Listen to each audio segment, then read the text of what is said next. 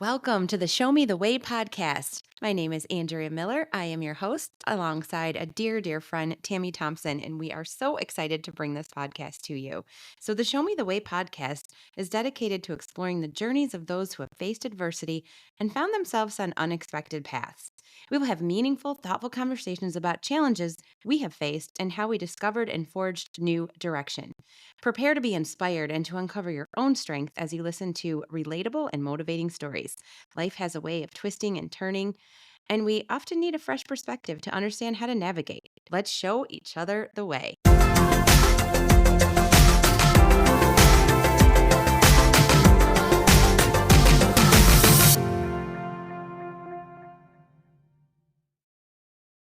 Since Tammy and I first started talking about this podcast, I've had our next guest on the list. Although I just met her last year, she has had such an impact on my life, and I know she'll do the same for you. Tera Pepper is a soccer mom I met during last year's season when she shared how her son looked up to mine. After receiving such a beautiful compliment, I knew I needed to meet and get to know her. Tera soon shared her story with me, and once you hear it, you will know why we brought her to the mic. In this episode, Tera shares beginning her adult life, getting married, moving away from her support system in her home state of Ohio, facing a severe life-threatening diagnosis, navigating whether becoming a parent was even possible, and the tragic loss of a child, all while reminding us to live each day to its fullest and not take any breath for granted. We are so grateful to share her story with you. Please note, Tera's story is extremely raw and it may be triggering to some. If you find yourself grateful for Tera showing us her way, please leave a review or a rating after listening. Tammy and I greatly appreciate your support. Welcome back to the Show Me the Way podcast. Tammy and I are here today interviewing a beautiful soul, Tera Pepper. As I always say, everybody has a story, and you just never know what someone is going through when you first meet them. I met Tera through our high school soccer team. Her older son is closer in age to my younger son, so didn't have the opportunity to play on my older son's team. But one day last year during the season, Tera messaged me on Facebook complimenting my older son and telling me how her son looks up to him. There's no better feeling as a mother than when someone gives you positive feedback like that. She stole my heart with that message, and we started chatting more. And one day at a game, she came and sat down next to me, and she started asking me some questions about Nathan, my younger son, and muscular dystrophy. And after I shared, she shared part of her story. Again, looking at this very kind woman with a bright smile, you would never know all the hardships she's been through. I'm going to let her share the story for you, and you'll immediately understand what I'm saying as I described her. So I'm really excited that we were able to get her on. So welcome to the show, Tera. Thanks so much for being here. So much for having me today. Of course, of course. Like I keep saying, everyone has a story, and we're so excited to hear yours. You know, when we think of people that we want to interview, it's not everyone has to have a medical issue or some kind of crazy background like that. It can be a job change. It can be moving to a new state. It can be life after divorce, all kinds of things. But your story just really touched me. And since we started Show Me the Way with Nathan's story, I just think you are the perfect person to be on this. We're really glad you're here. With that, this is the general question we always ask. Tell us a little bit about you, just in general, your life, your family, that kind of thing. So I'm a mom of two healthy, active boys. They are both very active in soccer. One is almost 16, my oldest, and my youngest is almost 12. I'm 45. I have been with my husband 24 years, but we've been married for almost 20. Life was great. I met my husband in college, and I was living the dream. We had dated for 2 years, and then he proposed, and we were living the life. We were traveling. We lived in California. We lived down south, and then we got married. And it's just something that was so perfect in my life, something that was meant to be so beautiful. The world was in my hands. We were having fun. We would go camping, hiking. We were very active, and we had a beautiful honeymoon. And shortly after my honeymoon, we got our first apartment together, buying couches, just living the dream. And where was that? Like, what got you to Michigan? Because you said you lived We elsewhere. got to Michigan for my husband's job. We Oh, are both okay. originally Ohioans. We are Buckeyes. Right. I remember that. We are proud Buckeyes, but we love Michigan. It's a beautiful place. And my husband's job, he's an engineer, brought us here. And life was great until, when you first get married and you start doing, the grown up things, you both get joint checking accounts, you both get, physicals together, you go to the doctor together, you get, the same health insurance, and you just start to be an adult. And very shortly after we got married, I started just to feel incredibly ill. I just had no energy, was fatigued, I was retaining fluid, I couldn't lay flat. It was extremely hard to be as active as I wanted to be. And we were active. I mean, we would rollerblade and hike and camp and, play softball. We were on a softball team together. We were very athletic, outgoing people. So this was definitely a big change It was a in your huge life. change. It was a big Mhm. change. And it kind of just came on pretty quick. And I thought, well, just maybe I'm, maybe I'm just not as in shape as I should be. And maybe I'm just not eating right. I've been a vegetarian almost all my life, for almost all of my adult life. I've always been active. I've always been physically outgoing. And I just couldn't understand why. It got to the point, Andrea and Tammy, where I was napping, needing to nap 3 to 5 hours a day. I couldn't Wow. get off the couch. And I said, something is just wrong. Were you working at that time? Did you have a job that you had to go into? We had just moved to Michigan and we were starting our lives. So no, Okay. we were just starting out. We were pretty fresh out of college. Mhm. And I just couldn't understand. It was just like night and day, like a light switch. And this went on for a period of probably a couple months. And I said, I'm going to go to the doctor. I'm going to get a full physical. It's time to just see what's happening. And I almost say, I feel like we had such a great engagement, such a great period of dating. And it's like the minute we got married, all these bad things started happening. And when I explained to you before this interview a little bit about my background, I'll never forget. I went into the doctor and I thought, okay, he's going to tell me everything's fine. And he did the routine blood work, he did the physical exam, and then he just picked up his stethoscope and he listened to my heart, and it was the longest exam of that part of my body that I think I've ever had. I don't know how you guys are in the doctor, but when a doctor is sitting there, it's just kind of awkward. And I remember shaking, and a little voice inside of me said, something's not right. And he had called in a colleague and he said, I just need you to listen to her heart. And they both listened. And I'll never forget, he kind of put his arms on the exam table and he said, Tara, listen to me. Your heart to me does not sound well. It's a profound murmur. There's so much swishing of blood that I can hear going through it. You need to go get some invasive tests. You need to get a CT scan. You need to get a chest x-ray. You need to also get an MRI of your heart. And you need to do this today. And I'm going to call the hospital and they are going to get you in stat. And what was your immediate thought to that? Like getting that kind of news, how did you immediately respond to that? I remember feeling like, are you talking to the right person? Are you sure? I mean, is this really me? Is this real life? I remember feeling like this has to be a dream. This just can't be real. And so I went and I did all the tests and I was still certain nothing like this is going to happen. I was 26 years old. I said, this Mhm. doesn't happen to 26-year-olds. Right. And he called me back the next morning, like first thing, 7 a.m. And he said, I've taken the liberty of calling a heart surgeon for you. I feel you're going to need surgery and pretty immediately. And that was a Tuesday, and I will never forget that.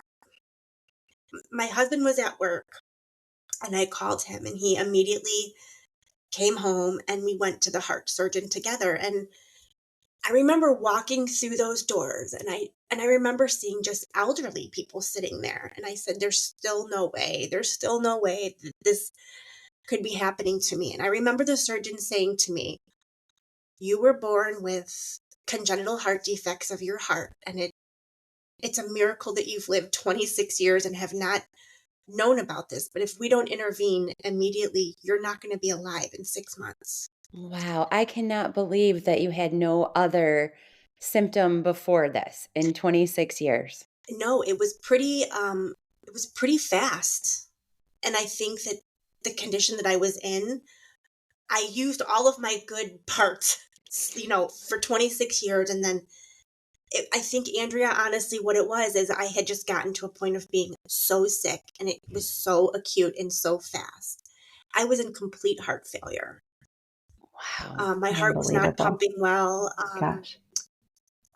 I had the scariest diagnosis on top of all of the birth defects that I was born with was because of all of those birth defects, there was so much backflow and pressure in my heart that my aorta, which is, a pretty significant vessel in your body, was bulging and so enlarged and on the brink of rupture. And I remember saying, well, can this just hold off? We plan on having children. And he said to me, no, you will be dead. You will be dead if you don't have this heart surgery. And I want to remind the audience, our family is all in Ohio. We have nobody here. It was just me and my husband. And it wasn't just like a bad case of the flu. This was a life-changing diagnosis. And what he said to me was, this is going to be something you're going to have to live with for the rest of your life. You're going to need multiple heart surgeries, and you're never going to be the same. And we don't know at this point right now if you could ever have children. Oh my gosh, And just I want to express heartbreaking. to you both, Andrea and Tammy, all I've ever wanted to do was be a mom.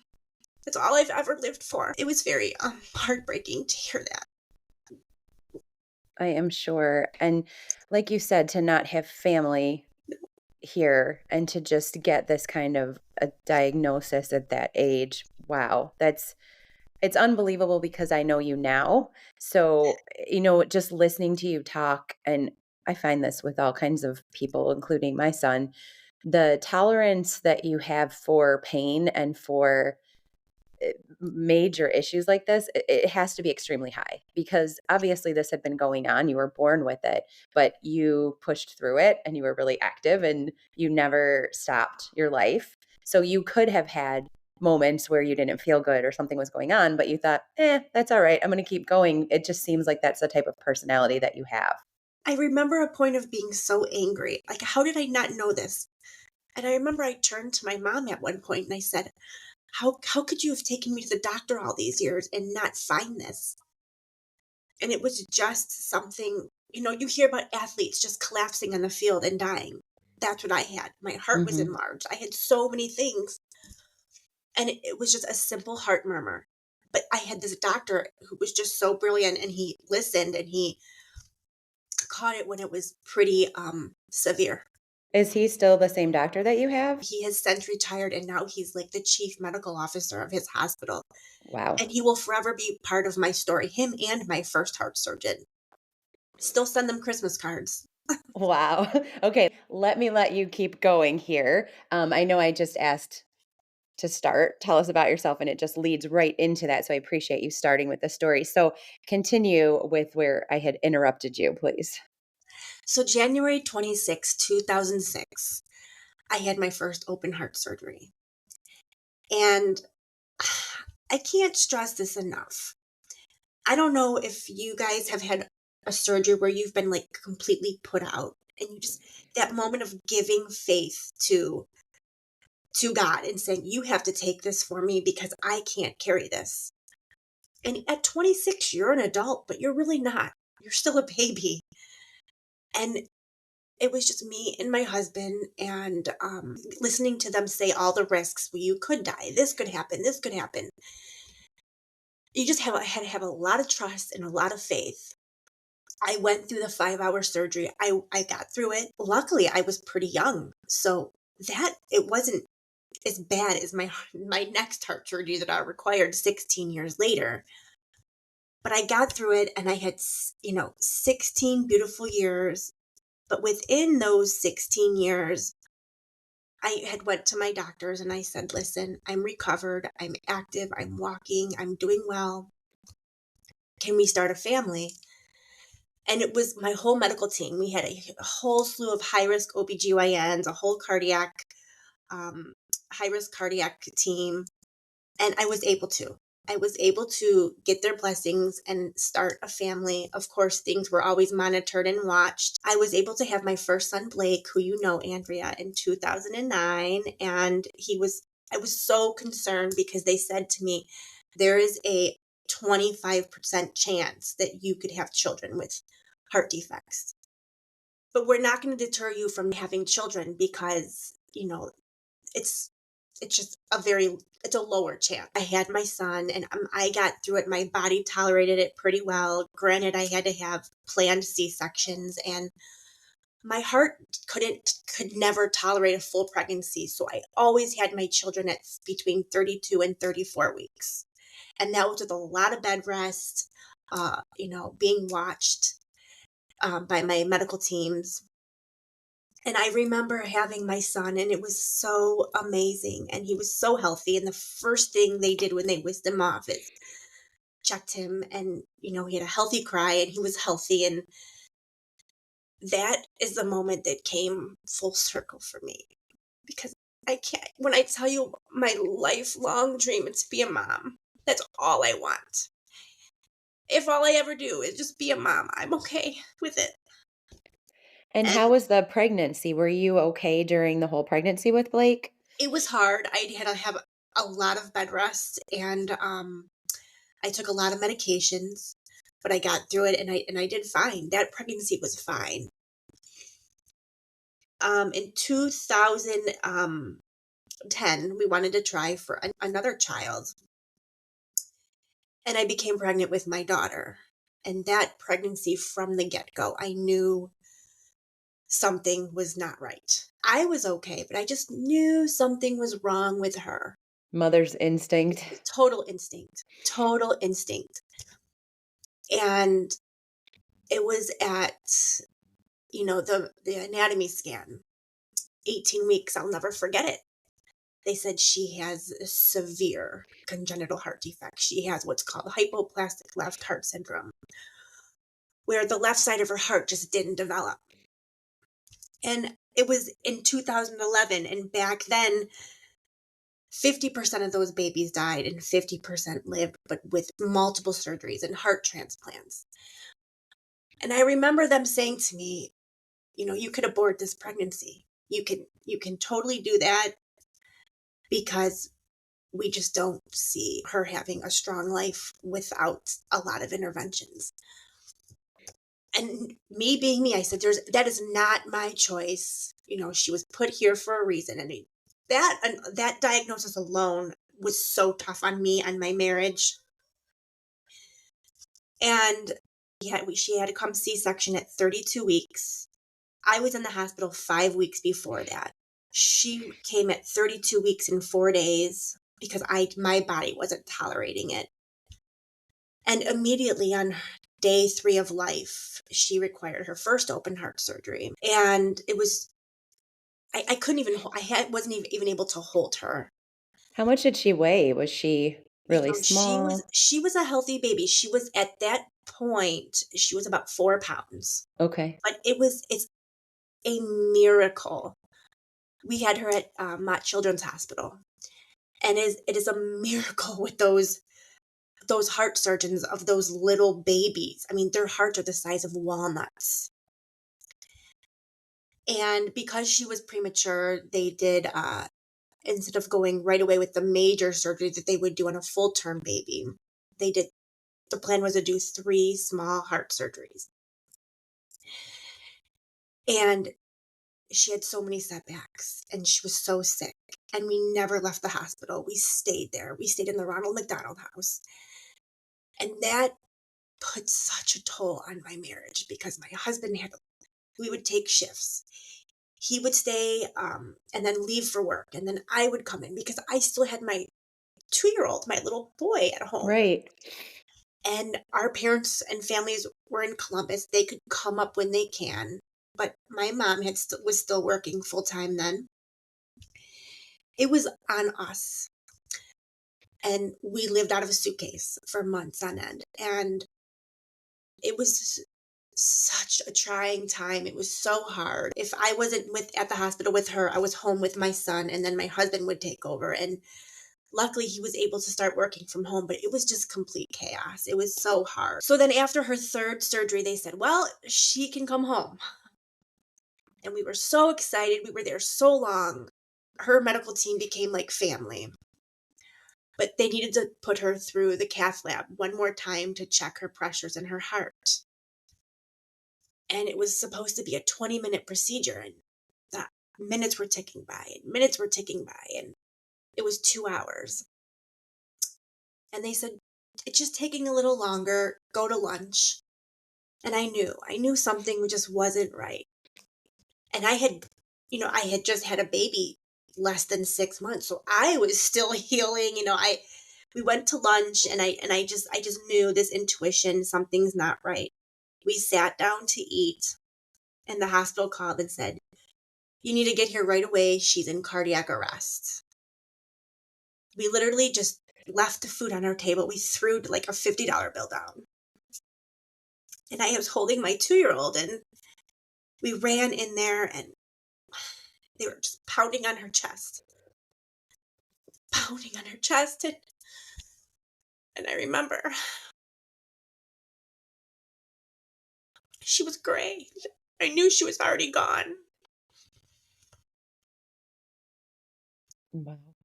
I remember falling to my knees. I remember my husband falling to his knees. I remember my little 2-year-old just so scared. We had to let her go. And I remember going to sleep that night, barely. When you have a child who's so sick, who suffered so much, when you wake up after they die, you realize part of you is relieved that she's no longer suffering. But there's a gaping, aching hole in your heart that you just can't feel like you can't survive. Tara, what was her name? Her name is Eva, and she So was beautiful, and she had big blue eyes. well, I'm sure she was beautiful, but I know she's with you and she's an angel over you and your family. I know, and I've gotten to a point, Andrea, of putting it in complete perspective, but it took a long I time. am sure.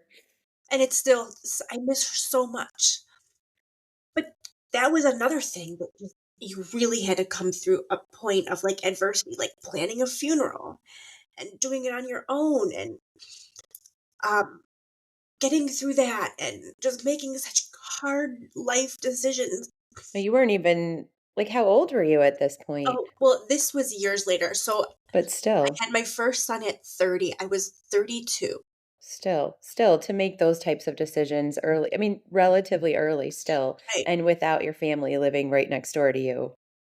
And I just had so much guilt for so long because I felt like I have this congenital heart defect gene.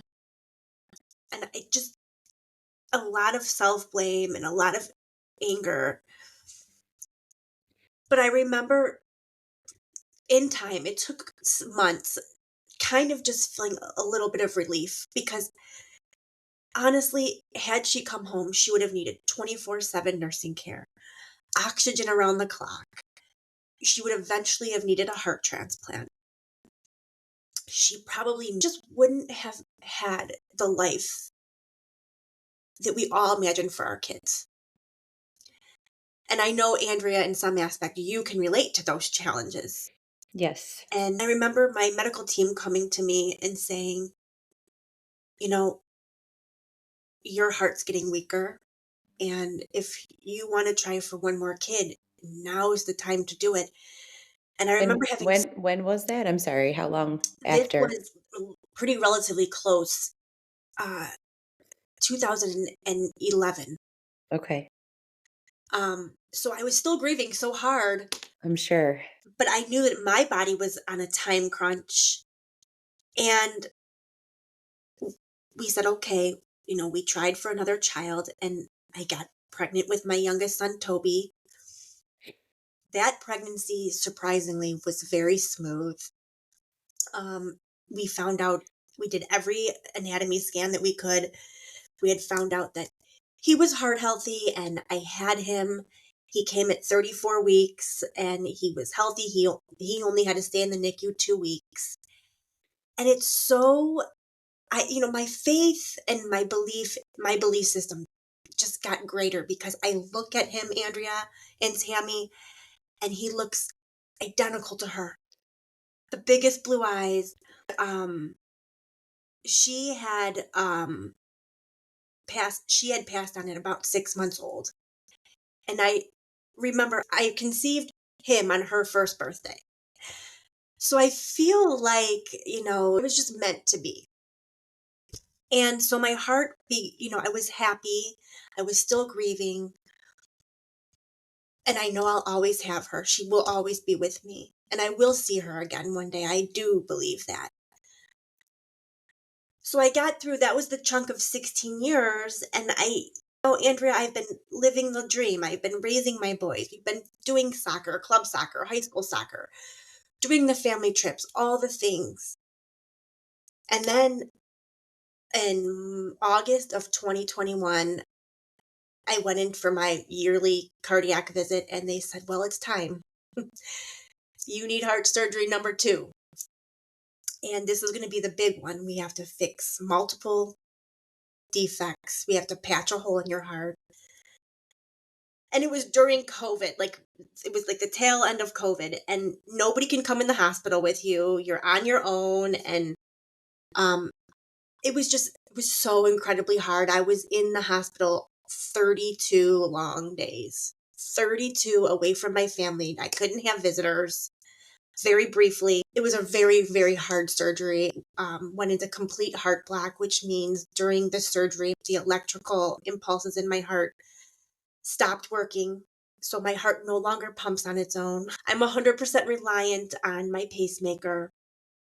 I have one working lung. The phrenic nerve was nicked in surgery because it's so intricately wrapped around your aorta. So for a year, I had voice paralysis because that nerve wraps around your aorta, and that was nicked.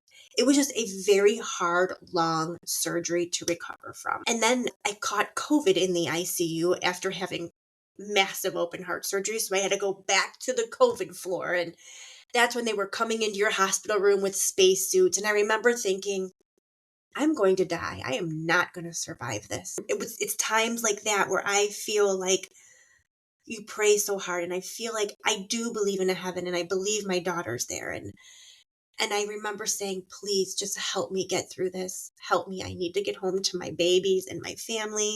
And I got through it. And I came home, and that was a very long recovery. But 6 months later, one of the patches that they put in there failed. And I had to have heart surgery number 3. And I remember going into the hospital having a complete nervous breakdown. And I am not kidding when I say that. It took a lot of medication to get me through those doors. But again, we talk so much on this podcast about finding that common denominator. I've heard that common denominator and perspective so many times on this podcast. And for me, it was my children. I had to think of them, and I had to do that for them. And it was a rough surgery, but granted, it was my easiest. And here we are 2 years out from that. I just had my yearly checkup with the Cleveland Clinic, and I'm stable and I'm doing well.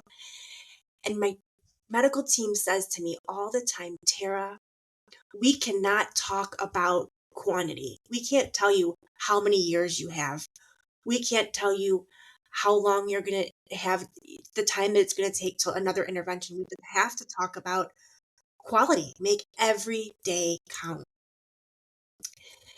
And when I talked with my cardiologist, she was saying there's going to be so many options for you, and come down to it, we could discuss heart transplant. So that's where I'm at now, just trying to live every day. And that is what my advice to anybody listening to this podcast would That be. was my next question. Go right on in with that, Tara. Your advice for people listening.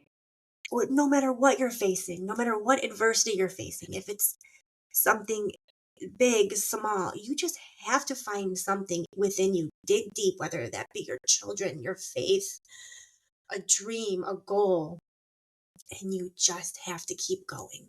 You have to keep going every day, and you have to have faith, and you have to almost wake up every day and feel yourself breathing and be so grateful for that. Because I've learned through all of this, Tammy and Andrea, life is so precious and so fast. And I look at my life and I think, I've had a lot of bad things in such a short period of time. But something that always gives me perspective, and I say, it could always be worse. Wow. What a testament to you as a person. And also, I can't help but keep going back to you and Brian, your husband, like a testament to your marriage because marriage is tough So without hard. any of this. Tammy and I can both attest that it's not always easy, but the fact that you two stuck with it, it just seems that outside of finances, medical issues and things like this can really impact a marriage. So it's such a testament to you and your husband, and I hope you know that. You're a wonderful mother, and what an honor for you to have shared this story with all of us. The perspective that you give, it's exactly what Tammy and I are trying to do with this podcast, for Just keep sure. going. Just keep going. Whoever can hear this, whoever is listening, dig deep. Find something that keeps you going. There's always something. If you have a breath in you, you have a reason to keep going. That is perfect. Yes. And I love even just looking at you. Obviously, our audience is just listening, but looking at you as you speak and when you took that breath in and out, that just was so powerful. And it's something that we just take for granted, right? Wow. Well, I know that you just finished your recent visit, your annual doctor visit, and all seems to have been okay at this point. I'm stable. Everything's going well. We're 2 years out from heart surgery number three. I pray every day I get at least 10 more years, but again, we just don't know. And all I can do is live each day the best I can. Because, Yes. we could be completely healthy and get in a car and that be our last day. Right. It's most likely I will die of this condition, but you don't know. It could be something else. So we just have to just get up every morning, look at the bigger picture and just keep going. Somebody lost their life 2 minutes ago. I didn't. I'm still here. And we just have to look at it that way. As gruesome as it is and as hard of a reality it is, it's just have to keep going.